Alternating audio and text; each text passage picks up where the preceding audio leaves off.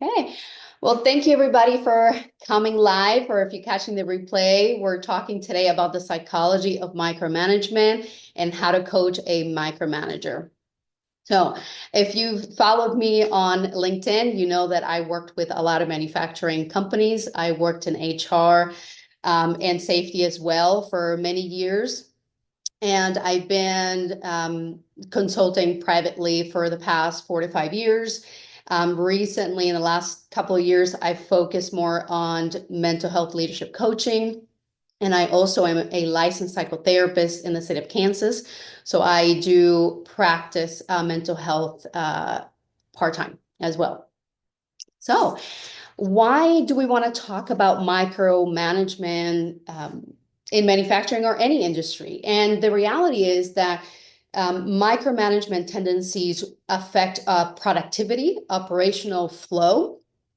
It also impacts employee engagement and satisfaction. It impacts retention, um, even down to safety issues, right? If employees are afraid to speak up, it creates very serious risks for the well-being of your employees, but also, the health of your business. It also impacts everyday operations and your abilities to make good, sound decisions. I would say even innovation as well, because if people are confined and they're not encouraged to share and be creative, we are limiting ourselves to be more innovative. And if there's anything that we like to do in manufacturing is continuous improvement and innovation, right? And then also just overall your workforce development and your leadership pipeline or development, right? And the way that we're able to grow our frontline leaders, we will be limited if we have a very micromanagement type of leadership. So all of these reasons, right, are really important. But at the end of the day, we want to feel proud of the way that we lead our team, right? We thinking about this in a very human type of way, humanizing the experience. We want to treat our employees well, and we want to also be treated well. And so I tell you that from personal experience, I have been micromanaged and macro managed as well. And to either extreme is not great, also depending on the person and where they're at in their journey. And I think that micromanagement also has a lot of stigma attached to it. So if you have been labeled, someone who's a micromanager, or you've been giving feedback, I want to tell you, don't be hard on yourself. Okay. There's reasons why you have these tendencies, or your employees or your managers are struggling with micromanagement. And we're going to talk a little bit more about that. I do want to point out that I messaged everybody on the chat, and I also included it on the calendar invite. If you registered ahead of time, there is a link that says Psychology of Micromanagement Workshop or Workbook. So please take a look at that. I'm going to sort of follow along, and I did include also an assessment in there. So let me know if for some reason you can't open it or see it, and I'd be happy to resend you the PDF. But I just wanted to point that out. So, any questions so far? It's a workshop, so I'm here happy to talk. But if you have any questions, any thoughts come up as I speak, please put them in the chat, or you can unmute yourself. I welcome that. Okay, so let's understand the roots of micromanagement, right? Let's understand why this happens, and I can tell you that I guess any negative behavior always starts with the way that we think. And I'm very interested in the way that people think, what drives them, what restrains them, right? And so when you see a negative behavior, right, an unwanted behavior, maybe is some trust issues, right? They're not delegating their employees. Those kinds of things, it comes from perhaps a fear of failure. And there's a reason why people fear failure, right? It's not that they want to control their employees. At least I like to think so. I don't think it's ill-intended most of the times, unless there's some other mental health concerns like maybe narcissism or um, bipolar or anything, chronic like that. But for the everyday person who is not struggling with chronic mental health issues, when we see micromanagement, it starts with the way that we think. And the fear of failure comes from, honestly, I just want to do a good job, right? The manager will tell you, I I want everything to go well. And if it doesn't, it's going to reflect bad on me. And so not having that control of the outcome can create a lot of fear. And that turns into stress, perhaps anxiety. And so then we start to, make up for that type of, for that feeling or that emotion or that way of thinking in the way that we behave. And not only with our everyday, task or responsibilities, but also with our team members. And unfortunately, our team members or employees get the worst of it. So another reason or way that micromanagement stems from, it's also trust issues, right? And I have to say that when I have coach clients on this, they'll be the first ones to say, wait a minute, Marilyn, I love my employees. I think they're amazing. I want them to grow. I want to support them. I trust that they're going to do a good job. But I say, okay, so what's the problem? Why are we not delegating more? Why are we not, giving away the control? And so we start to realize that the trust issue, it's a little bit, it has to do a little bit with how much you trust them, sure. But it starts with self-doubt. It starts with some trust issues in yourself. It really does. And it takes a lot of work and building a lot of rapport as a coach and client to work on that and accept that. But I have a lot of empathy because I tend to be a bit of a perfectionist, and I didn't realize that a lot of the times when in my life when I as a leader I avoided or delayed making decisions was based on fear. And so these trust issues and issues with perfectionism come from self-doubt and insecurities. Another reason it could be that there is a lack of confidence in team members' abilities. I'm kind of wondering if you could add in the chat, if you could answer this question for me.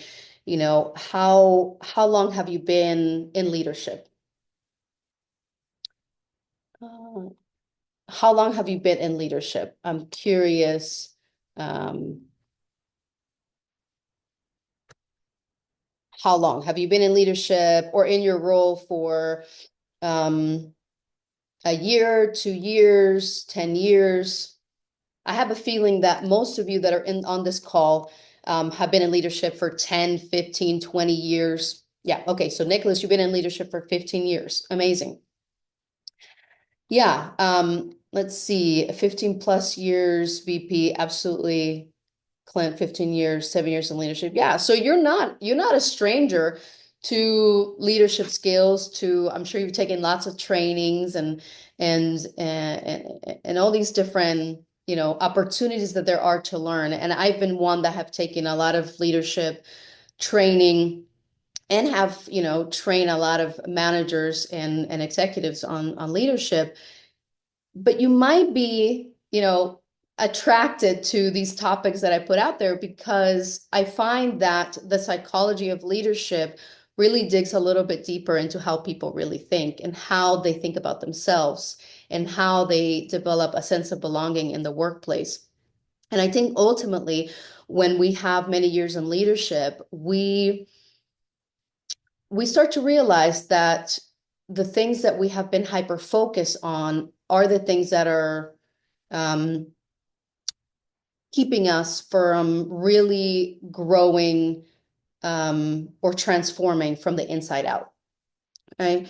Of course, all these things that I talked about before, productivity, engagement, all of the things, that we talk about in business are all very important. And we need to have metrics and we need to have a strategy for all of that. But I can tell you that what's going to really make the difference, especially in this market, is going to be the way that you relate to your workforce, the way that you humanize the experience, not only in your performance management with your leadership, but also in the way that you hire, the way that you onboard them, the way that you coach them. There is a lot of, development in technology, AI, and I think we need to leverage all of the ways that we can improve and make our business more streamlined and efficient. But I really want to encourage you to continue to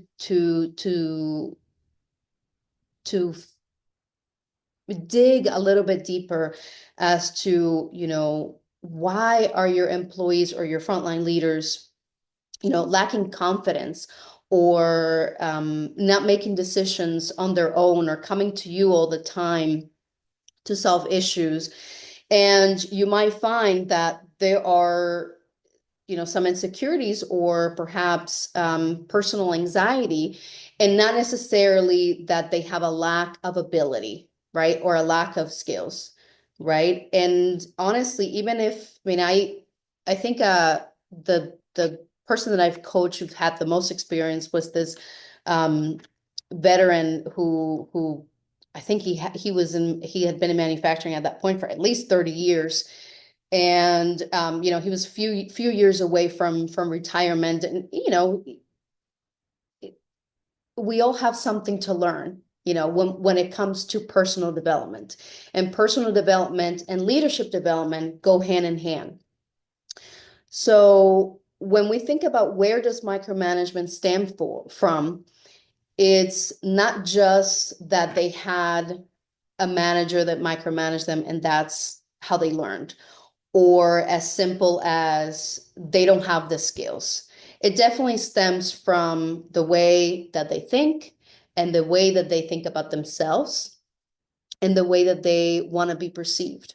And so we as leaders, and some of you, your business owners or your executives, we have to take an approach of empathy, honestly, and really try to understand and have a more open conversation about what's really going on, as opposed to looking at the results, right? Productivity is low, engagement is low. Those are indicators and they're important, but let's find out really why these behaviors are happening. And when you are empathetic, and I'm kind of jumping ahead here on the strategies, but let me actually pause there for a second and also just touch base on the impact on business. So morale, right? I would say that's probably the number one impact in business that we see when there's a high tendency of micromanagement. And the other issue that I see is decision making. Oops. Okay, so morale is one thing that I see that gets impacted quite a bit, right? And I walked through many plants before, and it's amazing to see how visual morale can be, right? If you walk through a plant where there's high morale, my God, I've always felt so welcome. Lots of smiles, people talking to each other, maybe laughing, really you can see people, turning towards each other, answering questions, just being helpful. Kind of, I've seen people just like, watch out, that's, slippery, just really looking out for one another. When morale is low, people visually, and maybe I'm just, have the skill, but I mean, you can see it. You can see it as well. There's a tension. You can see people are tense in their shoulders. They're maybe a little bit grouchy, and kind of thinking hard, kind of annoyed, frustrated. They look tired. That's how we can see morale when it's low. And I'm not saying that micromanagement is always the cause, but I can tell you that it always starts with leadership, right? It always does. And so um, the um, the other important impact on business and team dynamics.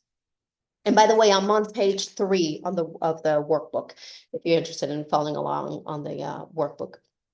The other thing is the decision making. So one of the issues that clients come to me with, someone was jumping in the call. One of the other issues that clients come to me with is, look, I have hired, and this, I actually just had a conversation here in the last month or so with the VP of operations who had been in his role he's been there for maybe a year, 18 months, something like that. Probably a year, not 2 years yet. And he went straight to work. I mean, he brought a lot of change, a lot of innovation, and there's a little bit of resistance with the frontline leadership. And he came from a bigger organization, and he came to a smaller plant, and he was brought in because the company is expanding. And so anyways, we were having a conversation about how his team is doing, and he's got to bring in some training for the frontline leaders, and he's hoping that after the training they gain a bit more leadership skills, that they'll be able to make more decisions on their own and be more independent. And I had to challenge him on that a little bit, because here's the thing: you can have all the training in the world, but when you don't feel empowered to make decisions, or when you don't have the protocols to understand when you should be making decisions and how, it's hard to change that. If the leadership, like the person before him, was very much a micromanager, and that's not his style. So when you come into a role where the previous leadership created a low morale, you're going to see it's going to affect the decision making. And so you have to really coach your team and let them know that it's going to be okay to make mistakes. And if you do, this is what you need to do. But you really have to take ownership in that, because a standard leadership training, it's only going to provide you so much. I really think that it has to be customized to what your needs are, to what you're struggling with. And decision making is not just about following a protocol. It's about building confidence and building a a psychological safe environment where you're able to exchange feedback and employees can speak up.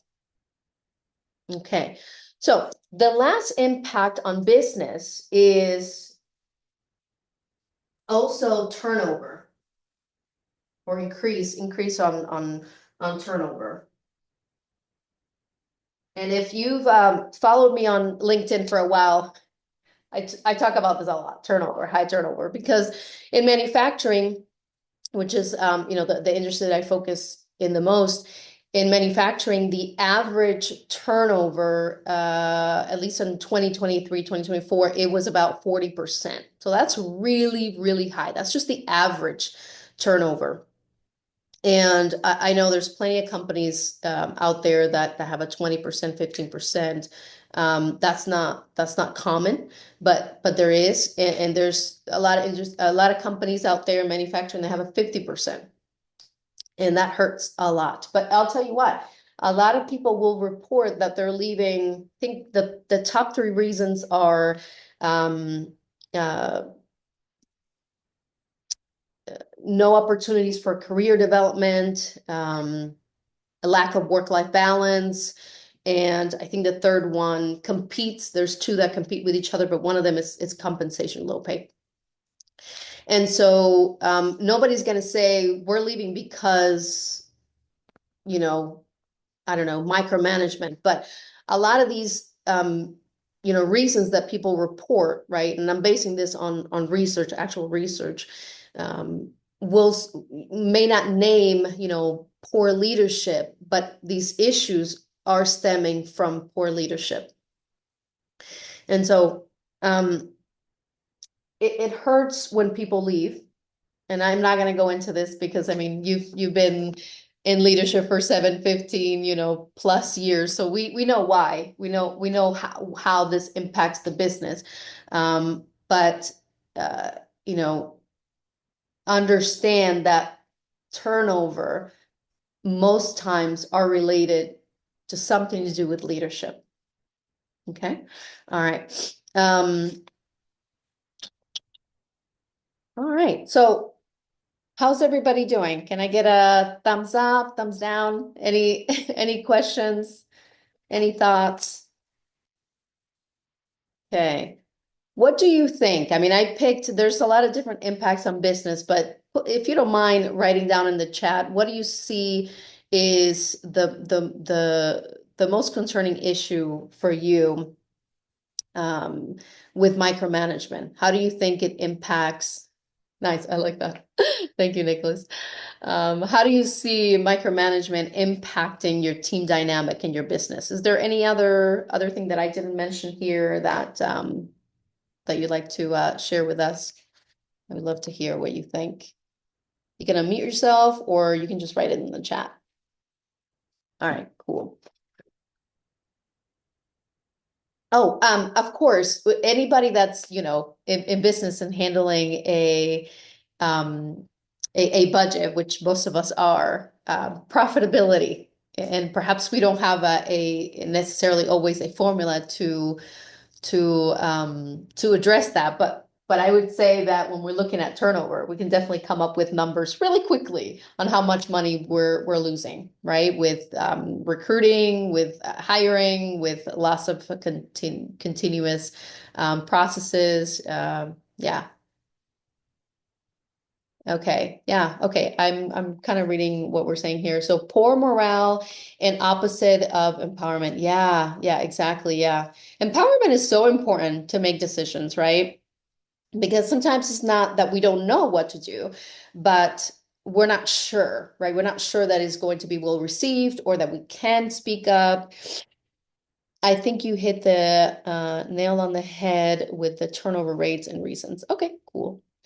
Let's see, Carolyn. Morale and productivity. Yeah, I find that capable leaders stop making decisions even though they know the answer and how to progress forward. I know, and isn't that so frustrating, right? As a leader, it's like you trust in your team. They have the capability. They really know what to do, but somehow they kind of stop themselves from making the call, right? So we know that there is, when we see that, we know there's something deeper, right? That there's a transparent conversation we need to have with them so we can help them and support them.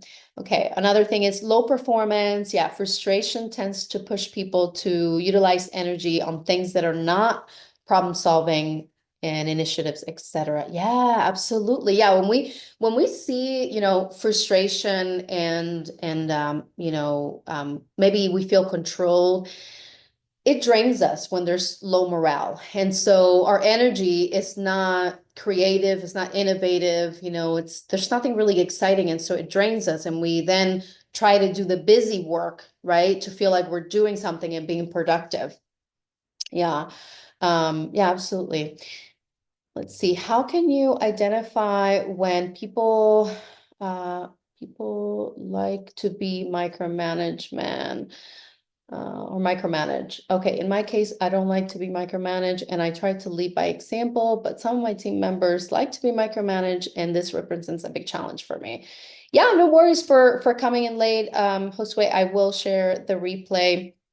So to answer your question, I did talk a little bit about that, but we actually will talk about identifying the science of micromanagement here in just a second. So I will answer that first part of your question. And just to touch base on what you said on the second part, that you personally don't like to be micromanaged, you like to lead by example, but some of your team members like a little bit perhaps more structure.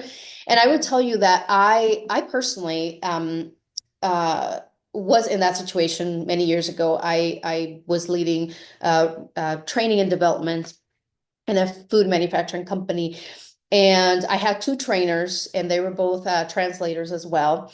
And for no, for the same language, yeah, I was Vietnamese. And I don't like to be micromanaged at all. I struggle with that. I don't like, give me my space, give me my, let me use my energy and my creativity. I just need you to sort of tell me the big picture, and I just like to run with it, right? And I think one of my employees, these two trainers, was sort of like that, right? I just kind of said, look, this is the project that we're going to work on. We were doing some training and development, but my other employee, that stressed him out. Like, he was so stressed. He was just like, but like, I don't know what to do. Like, you need to tell me exactly what I need to do. And so those are definitely, that was a challenge for me.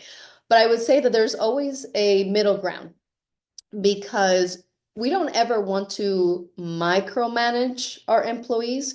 If someone really is struggling to do the work without you controlling them, or like, telling them exactly what to do, there's room for development for them so that they can be more autonomous and they can feel more empowered to improvise or to make mistakes. So I think there's a bit of coaching and work to do there, while at the same time everybody has a different style of leadership and how they like to be led. So perhaps there is a middle ground where we can figure out, maybe this person needs a little bit more of a guideline or structure, or maybe even check-in points. Like, maybe they like to check in weekly or bi-weekly. So I would find ways to sympathize with them, and but also meet them halfway.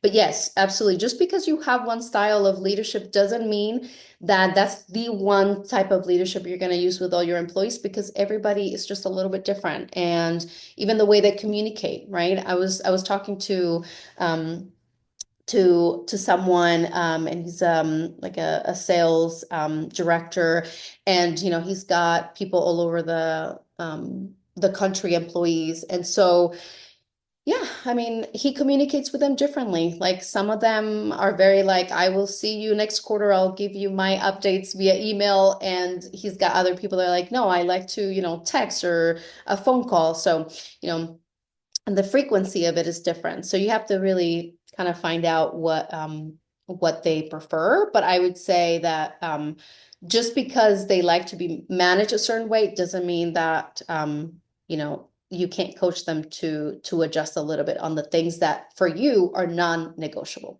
Okay. Okay. Very good. Good question.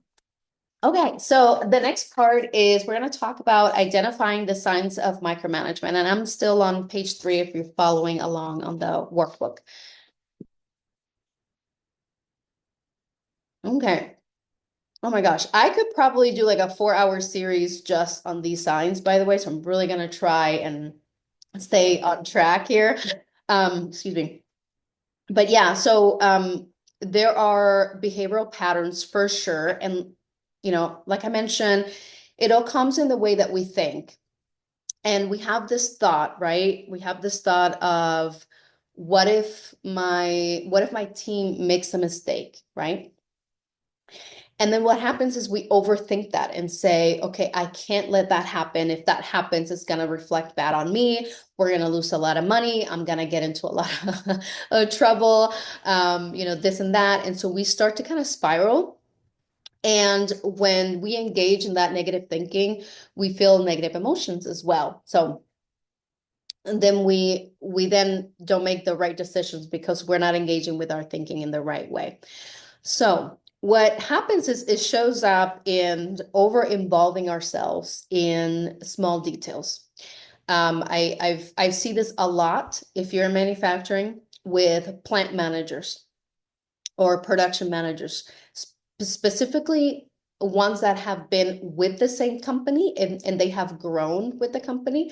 Because in manufacturing, you kind of move up the ladder, right? And if you start as an operator and then you kind of move your way up, when you start working, it's very hands-on. I mean, you're literally probably using your hands most of the day and you're on your feet. And as you move through leadership, you're more involved in meetings, strategic planning, those kinds of things. And so it pulls you away from production, which should.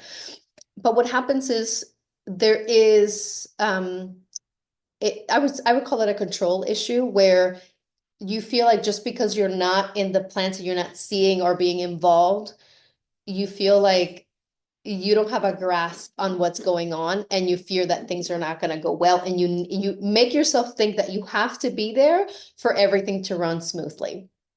And so I do see this sign a lot. Basically, what it is that you're overly involved in the operational task when you should be stepping back and focusing more on coaching and developing. And you might see this in different roles as well, but I just personally see it a lot when you have a very operational type of role and you grow in leadership and you have gained other responsibilities, but you're still not letting go of a lot of the day-to-day stuff that you should be really delegating. So you hesitate to delegate important tasks because they're really important and you know how to do them well, and you want to make sure it gets done right. So let's see, Caroline made a comment here. Oh, yes, I've seen that consistently in manufacturing companies. I've seen CEOs drive it as well, expecting all levels of leadership to know all levels of details. Yeah, absolutely. Yeah, it's yeah, for sure. And it's so overwhelming. It's really overwhelming because we really have experts in all of our areas, right? I mean, that's one of the things that I love about manufacturing, right? Is that you have all these different departments and expertise. And as a CEO, there is definitely a sense of responsibility of I can't be surprised. I need to know what's happening. So when something comes up unexpectedly, I'm well prepared, right? And I get that 100%, but there's only so much that you can know. There's only so much that you can force your leaders to know in terms of, the whole company. And I can tell you that the hours that I wasted sitting in meetings talking about things that were, first of all, way over my head. Talking with engineers and when I was involved in expansion planning, I'm like, why am I in this meeting? I don't know what's going on. What are they talking about?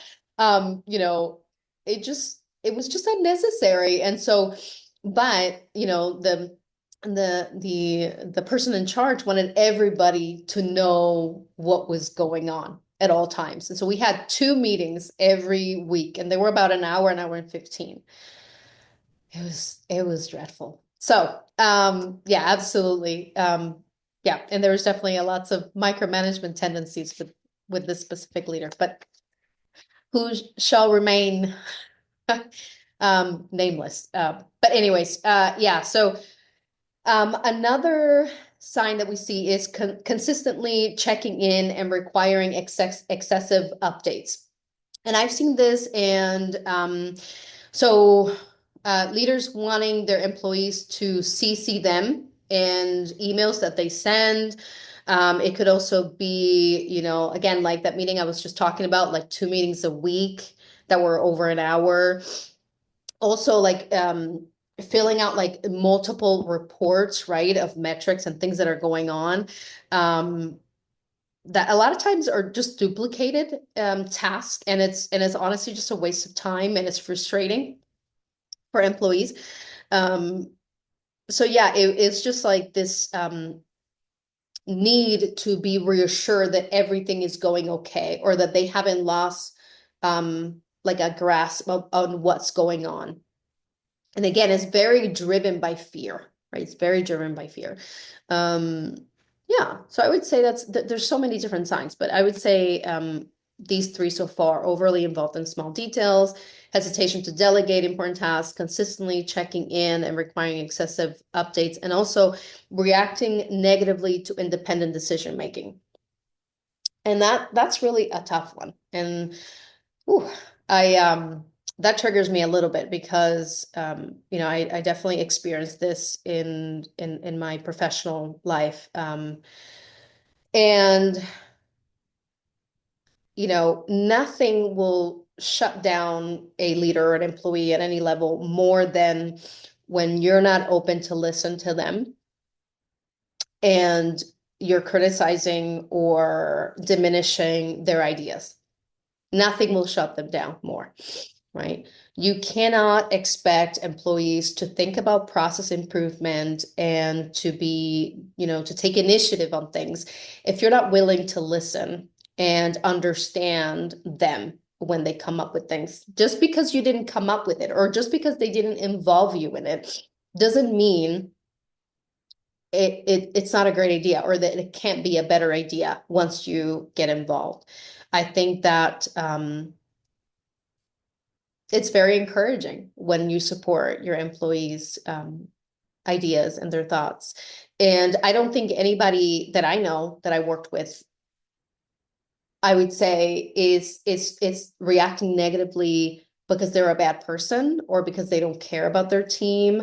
Um, I don't think it's ill-intended necessarily. I think they have an emotional reaction to something was going on where they weren't involved, right?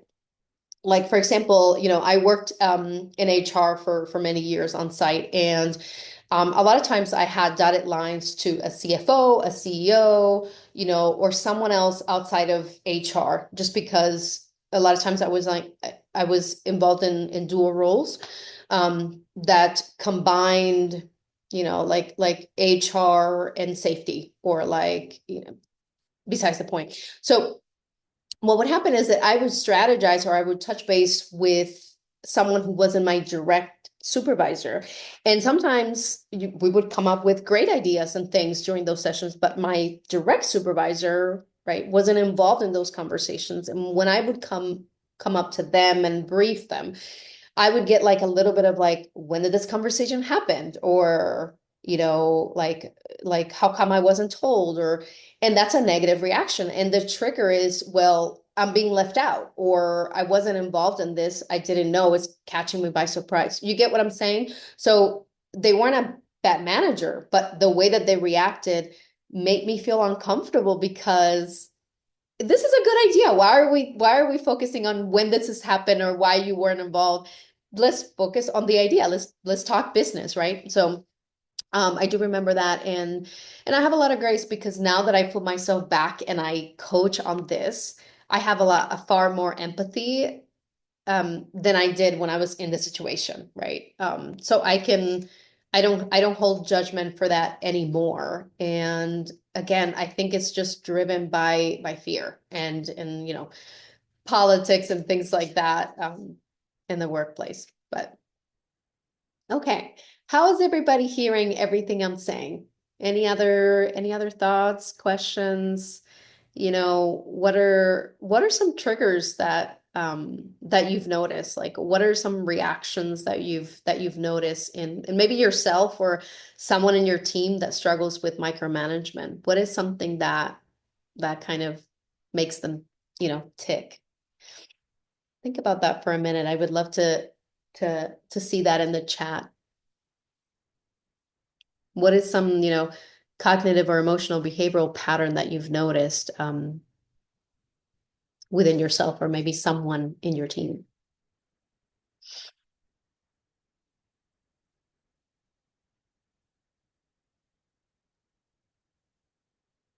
And by the way, if you want to unmute yourself for this and share, you're more than welcome to.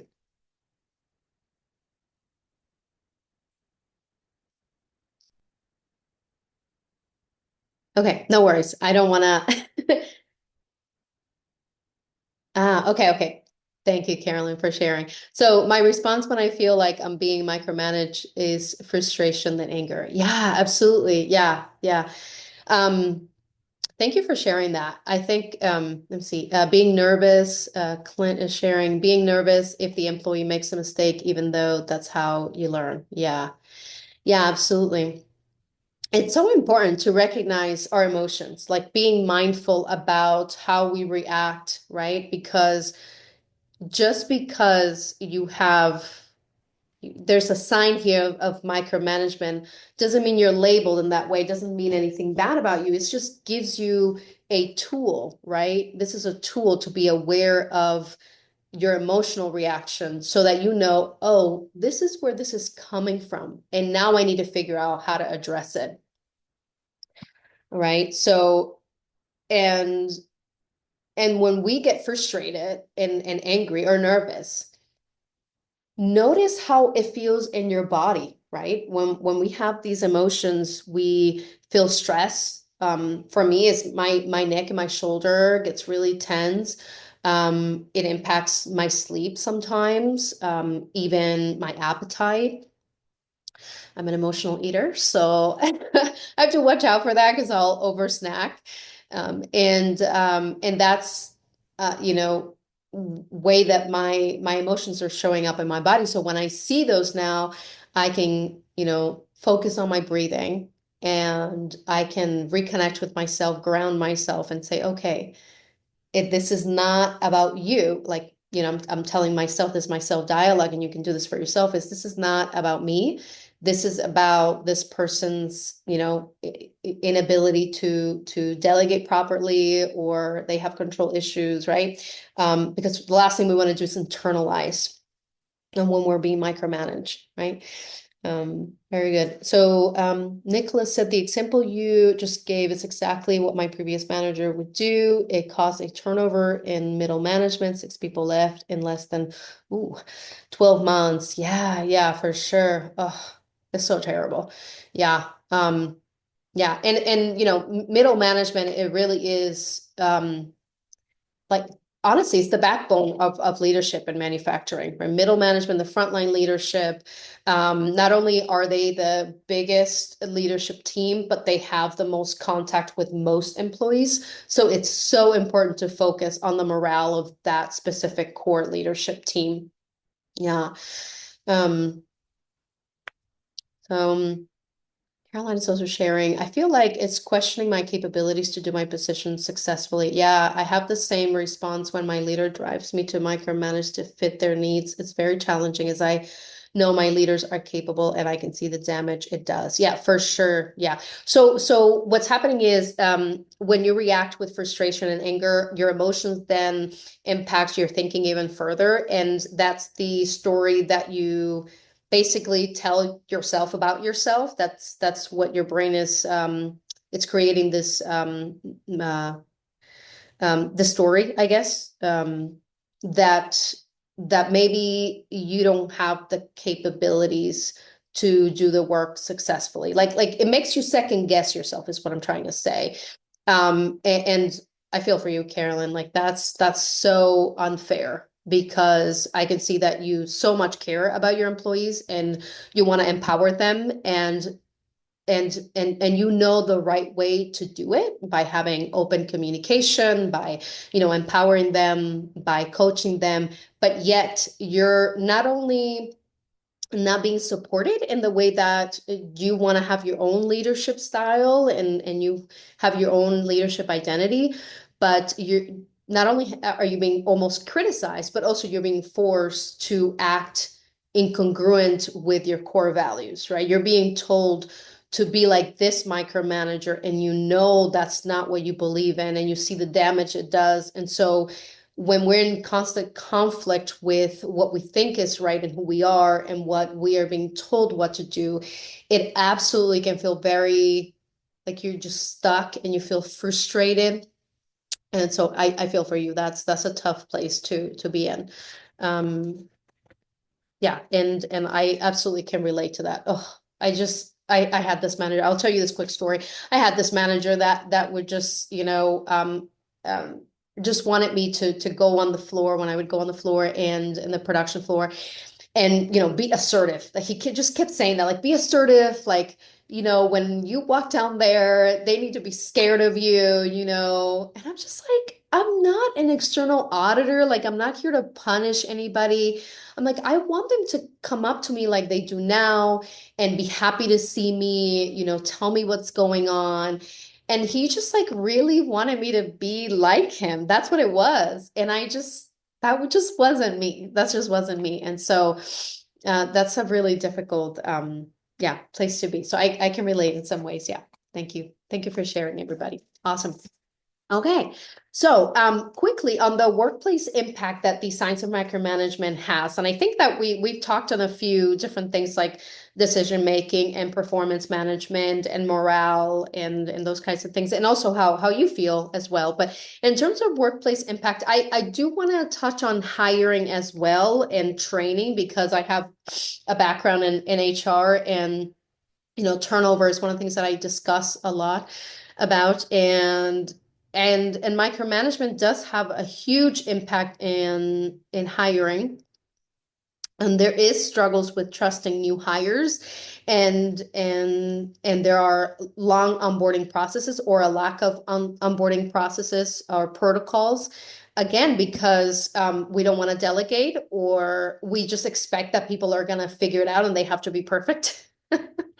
So sometimes we hire when we have a lot of micromanagement, we hire only people that have like this insane list, like this unicorn, resume. And so that means that we take longer to hire, that we have unrealistic expectations about the, qualifications that we're requiring in comparison to what we're paying and in comparison to what the job is. And so when you are hiring a lot, when you have a high turnover, but yet you don't have opportunities for, low entry jobs, watch out for that because I would guess that your micromanagement in your workplace is affecting the way that people are being hired. And so not only are people leaving because of the morale, low morale, but also people are not being onboarded and are staying long enough because it is affecting the way that you work on talent acquisition and hiring and retention. So it's a huge, huge, huge one for me. It's the hiring. Excuse me. Okay. All right. So lastly, we're gonna talk about 3 effective coaching techniques for micromanagers. I'm on page 4 of the workbook.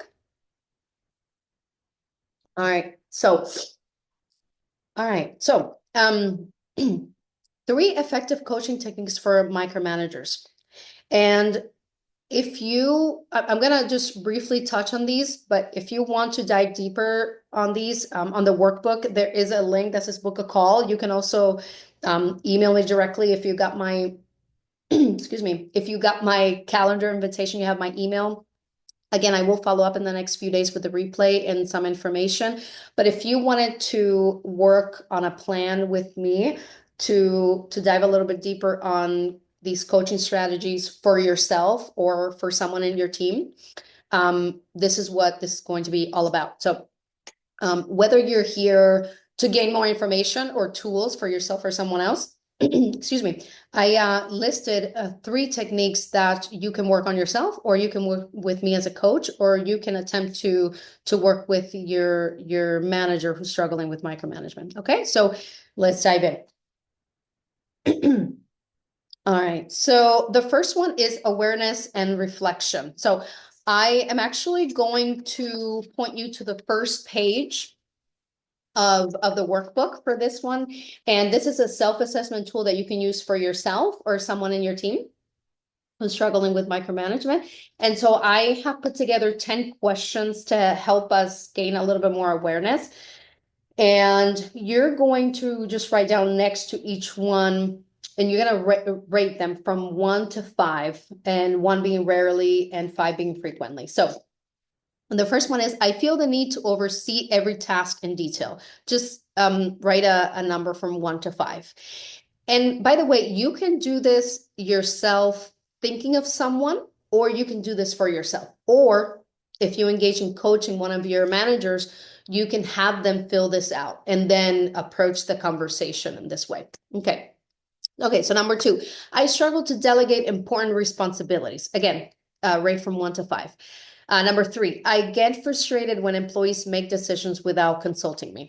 Number four, I frequently check in on progress, even when things are on track.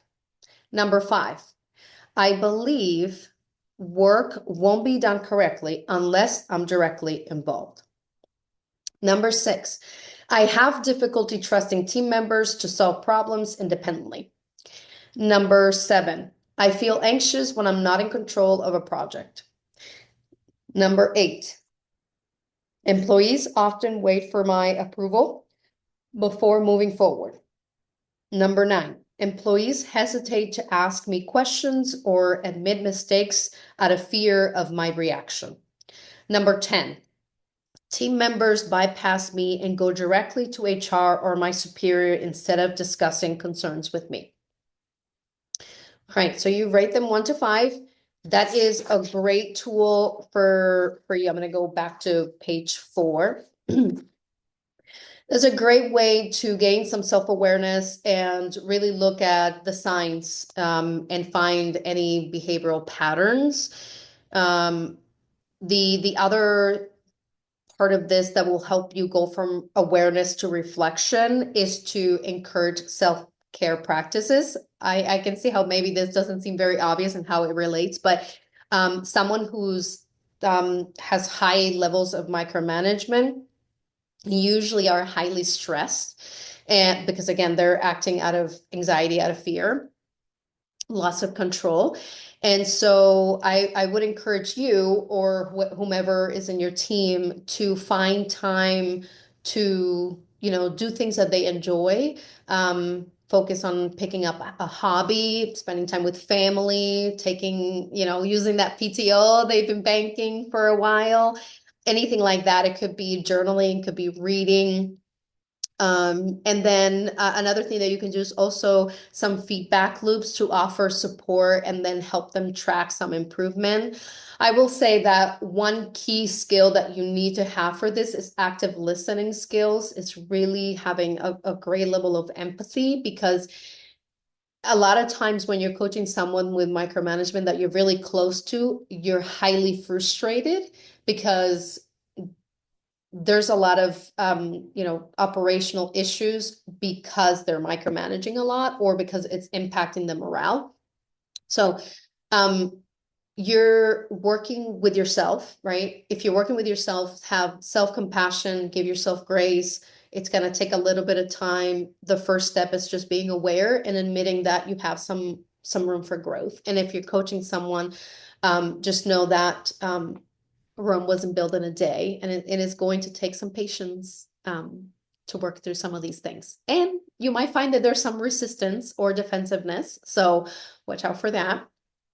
And just because you have the best intentions in helping someone doesn't mean that they're going to receive it in that way. So, all right. Number 2, this is another technique to coach micromanagers, is trust building. And so teaching them how to let go and empower their team. And so one very practical way to do this is to gradually delegate. Right? You may have this big plan or list of things that they need to let go of, but this process needs to be collaborative, and you're modeling not to micromanage, right? So you have to really bring them into the process and really take baby steps and let them take the lead on what are the things that they want to let go of, right? And then also psychological safety discussions, right? Talk a little bit more about how they interact with their team, what kind of feedback they're receiving, how do they feel about their role, talk about, more soft skills, like listening, when to ask questions, how to ask open-ended questions, those type of things.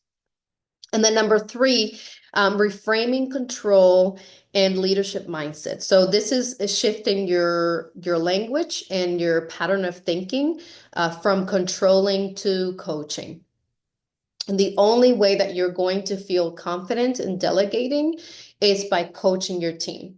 They're not going to just wake up one day and say, okay, I'm totally ready. You can trust me. You know, it's not going to work like that, right? They're not going to be autonomous if you don't empower them. They're not going to take initiative if they don't know that it's okay to do so. Or if they are taking initiative, but you're reacting negatively to that. So, it's important to teach supportive leadership behaviors, right? Um, like involving them in decision making, asking their opinion, and then coaching them on how to do that with their employees. And there's gonna be, you know, some objections like, I have too many employees, I don't have any time. That's absolutely nonsense. They're wasting more time because they're micromanaging and people are not empowered to make decisions on their own. So you're going to hear a lot of objections. You have to show up being supportive and again, being the role model so they can, you know, model your behavior. And I think I mentioned this before also. So practicing open-ended questions and active listening as well. Okay, so we're close to an hour. And again, if you want to dive a little bit deeper on all this stuff, I'm gonna follow up with you. And my link is on at the bottom of the workbook. It says book a call. But again, I will follow up with you with the replay. At this point, guys, this is all I have for you. I am so grateful that you all have joined live, and thank you so much for sharing and all your comments. I will just stay here for another minute and just tell you a little bit about myself and what do I do, what my program is all about. You don't have to stay for it, but I welcome you too. This would only take about 2 to 3 minutes. And oh, you're so welcome. Thank you so much. All right. So okay. So I've been in HR for about 15 years. I have a bachelor's in psychology, a master's in human resources and clinical mental health counseling. I'm a psychotherapist. I'm a licensed mental health counselor in the state of Kansas, and I run a small practice where I see clients for mental health issues.